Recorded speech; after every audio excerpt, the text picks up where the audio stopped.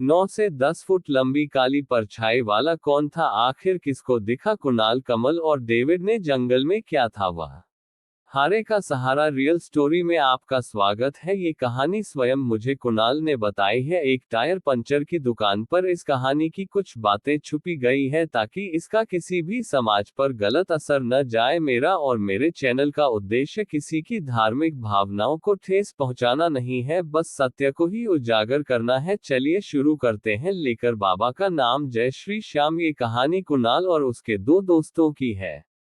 ये कहानी दिल्ली से शुरू होती है और उत्तराखंड के जंगलों में जाकर क्या मोड़ लेती है। कुणाल के पिता का एक होटल जिसमें 20 से ज्यादा नौकर काम करते हैं, करोड़ों की प्रॉपर्टी है। डेविड के पिता का वकालत में अच्छा नाम था। कमल के पिता प्रॉपर्टी डीलर है। कुणाल, डेविड और कमल तीनों दोस्त बचपन से ही एक ही स्कूल में पढ़ते थे और कॉलेज में भी साथ ही आ गए थे। कॉलेज में आने की खुशी में उन्होंने कहीं बाहर अकेले घूमने जाने का प्लान बनाया। कभी शिमला का प्लान बनता तो कभी देश से बाहर जाने का प्लान, लेकिन मजाक मजाक में उन्होंने एक मैप पर सिक्का उछाला। पहली बार कुणाल ने सिक्का उछाला वह है समुद्र में गिरा, लेकिन डेविड नहीं चाहता था समुद्र में जाना। फिर डेविड ने सिक्का उछाला, वह भी समुद्र के अंदर गिरा। बाद में कमल ने सिक्का उछाला, वह है उत्तराखंड में गिरा। वहां के प्रसिद्ध मंदिरों के दर्शन और घूमने के इरादे से तीनों घर से निकल पड़े। जब घर से निकले तो कुणाल का पांव फिसल गया और वह गिर गया। उसके माता पिता पुराने ख्यालों के थे, उन्होंने उसे जाने से मना कर दिया, लेकिन वह नहीं माना। कुणाल ने कहा ये सब अंधविश्वास है, कुछ नहीं होता। पिता ने कहा कोई भी अंधविश्वास नहीं है बेटा, लेकिन वह नहीं माना और जाने के लिए तैयार हो गया। उसके माता पिता ने भी उसे पर ज्यादा जोर नहीं दिया और उसे जाने दिया। पहले तो कुणाल, डेविड और कमल वहां के प्रसिद्ध पुराने मंदिरों में गए। तीनों में से कोई भी भगवान को नहीं मानता था। हालांकि कुणाल के माता पिता कुणाल से प्रतिदिन हनुमान चालीसा सुनते थे, लेकिन डेविड किसी भी भगवान को नहीं मानता था। वह तो सिर्फ एंटरटेनमेंट के लिए और पुरानी भारतीय संस्कृति को देखने के लिए ही चला गया था। वह भगवान और भूत प्रेत को नहीं मानता था, वह तो उसे झूठी मानता था। लेकिन समय ने उसे आगे सब कुछ बता दिया कि इस धरती पर सब कुछ है, भगवान है तो शैतान भी है। 4 से 5 दिन उत्तराखंड घूमने के बाद उन लोगों ने रात को जंगल में जाने का प्लान बनाया। उन्हें नहीं पता था उनके साथ जंगल में आगे क्या होगा। कमल ने गाली देते हुए कहा अबे साले चलो चलते हैं, क्या पता कब टाइम लगे या ना लगे, आगे तो सारी जिंदगी काम करना है। कुणाल ने कहा मेरे हिसाब से हमें घर ही चलना चाहिए, लेकिन आए हो का मन था इसीलिए कुणाल भी उनके साथ ही चल दिया। पहले तो उन्होंने जंगल के पास ही एक छोटा सा होटल किराए पर लिया 2 दिनों के लिए। वह पहले जब जंगल घूमने के लिए गए तो हंसी मजाक करते घूमते रहे, खूब मजा किया और चलते चलते रास्ते में डेविड ने कुणाल पर थोड़ा पानी फेंककर कहा यह पानी नहीं मेरा मौत है साले। इस बात पर उनका झगड़ा हो गया। शाम को डेविड ने कुणाल से माफी मांग ली और कहा चलो फिर कल फिर चलते हैं यार, सॉरी आगे से ऐसी गलती नहीं करूंगा। कमल ने भी उसे मान लिया। उन्होंने सुबह 5 बजे होटल से निकलने का प्लान बनाया और जंगल में घूमने के लिए निकल पड़े। जब भी दूसरे दिन जंगल में पहुंचे तो हंसी मजाक करते करते पता ही नहीं चला कब दोपहर के 2 बजे गए थे। उन्हें रास्ते में एक पेड़ मिला जो कि बिल्कुल ही सूखा हुआ था। पेड़ के चारों तरफ बहुत से धागे लिपटे हुए थे और पेड़ के ऊपर बहुत से आदमियों की खोपड़ियों की माला लटकी हुई थी और एक बिल भी थी। कमल ने और डेविड ने पहले तो पेड़ का मजाक उड़ाया और डेविड और कमल ने उसके नीचे बाथरूम कर दिया और उसे पर लगी धागों को और बैलों को तोड़ दिया। साथ ही कुणाल भी लग गया और कुणाल पेड़ के ऊपर चढ़कर उसे पर मुख नहीं लगा था कि उसका पांव फिसल गया और वह नीचे गिर गया। उसके ऊपर डेविड और कमल ने पानी डाला और उसे उठाया और थोड़ा पानी भी पिलाया। जब वह वहां से निकलने लगे तो पीछे से किसी के चिल्लाने की आवाज आने लगी, बचाओ बचाओ मुझे। और फिर हंसने की आवाज आने लगी, फिर रोने की आवाज आने लगी, फिर हंसने की आवाज आने लगी। तीनों डर गए और चारों तरफ देखा लेकिन कुछ नहीं था। अचानक से तीनों भागने लगे। पहले तो तीनों अलग अलग हो गए, फिर एकदम से इकट्ठे हो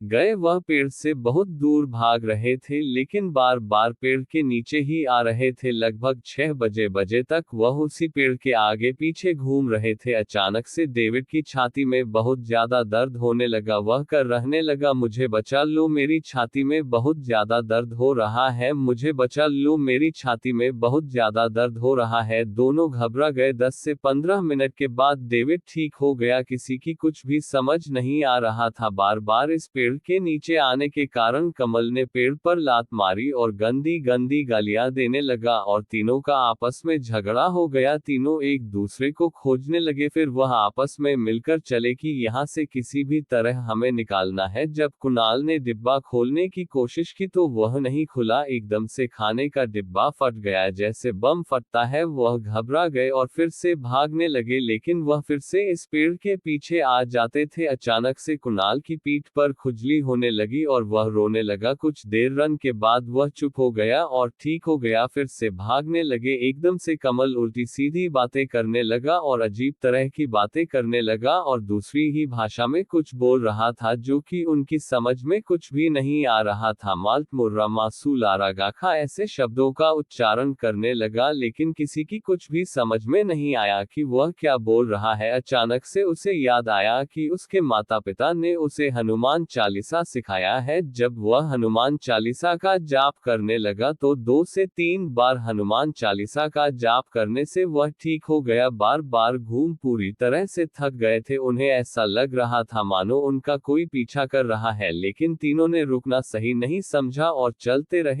रहे और उनका पानी भी खत्म हो गया था। लेकिन एकदम से रात के करीबन 12 बजे तीनों को घबराहट होने लगी। फिर से कुणाल ने हनुमान चालीसा का जप शुरू कर दिया और चलते रहे। बार बार हनुमान चालीसा का जाप करने से कमल और डेविड को भी हनुमान चालीसा याद हो गया था। वे चलते रहे और हनुमान चालीसा का जाप करते रहे। उन्हें एकदम से बाहर निकलने का रास्ता मिल गया। एकदम से उनके सामने एक काली परछाई का भयानक रूप का आदमी सामने दिखाई दिया। उसके हाथ बहुत लंबे थे। उसने कहा, आज तुम तीनों जिंदा जा रहे हो। आज तक यहाँ से कोई भी जिंदा वापस नहीं गया। तुम तीनों हनुमान जी के भक्त हो, इसलिए आज यहाँ से जिंदा जा रहे हो। ये कहकर वह परछाई न जाने कहाँ गायब हो गई और वह जंगल से बाहर निकल आए। आते ही उन्होंने होटल में अपने नींद उतारने भी जरूरी नहीं समझी और सामान लेकर वे वहां से निकल गए। उन्होंने वहां किसी को कुछ नहीं बताया। जब वह दिल्ली अपने घर गए तो अपने अपने माता पिता को ये सारी बातें बताई, लेकिन किसी ने भी उनकी बातों पर ज्यादा ध्यान नहीं दिया। लेकिन कुणाल के माता पिता समझ गए थे कि शायद सच में ही उनके साथ ऐसा हुआ होगा। ये तो सिर्फ हनुमान जी की ही कृपा है जो आज हमारे बच्चे हमारे साथ हैं। डेविड के पिता आज भी उनकी इन बातों पर विश्वास नहीं करते। उनका मानना था कि शायद किसी जंगली जानवर ने उन पर हमला किया और वह सब घबरा गए। कोई माने या ना माने, लेकिन उनके साथ ऐसा ही हुआ होगा। लेकिन उन्हें आज तक ये पता नहीं चला कि वह परछाई थी किसकी। आज वे तीनों श्री हनुमान जी का लॉकेट अपने गले में रखते हैं और प्रतिदिन हनुमान चालीसा का सुबह और शाम जप करते हैं। ये था हनुमान जी की कृपा का एक छोटा सा अद्भुत नमूना। किसी के नहीं करने से भगवान नहीं होते, ऐसा कहना उचित नहीं है। जैसे हवा हमें दिखाई नहीं देती, सिर्फ महसूस होती है, वैसे ही भगवान और शैतान हमें दिखाई नहीं देते, वैसे ही महसूस होते हैं। अगर आपके पास भी ऐसी ही कोई कहानी है या आपके साथ भी ऐसी कोई घटना घटी है तो मेरे व्हाट्सएप नंबर 9541412238 पर लिखकर भेज दे। बोलो जय श्री श्याम, जय बजरंगबली, जय श्री राम। अगली कहानी जल्द ही आएगी जो कि 2 तंत्रिका और 1 जिन की है।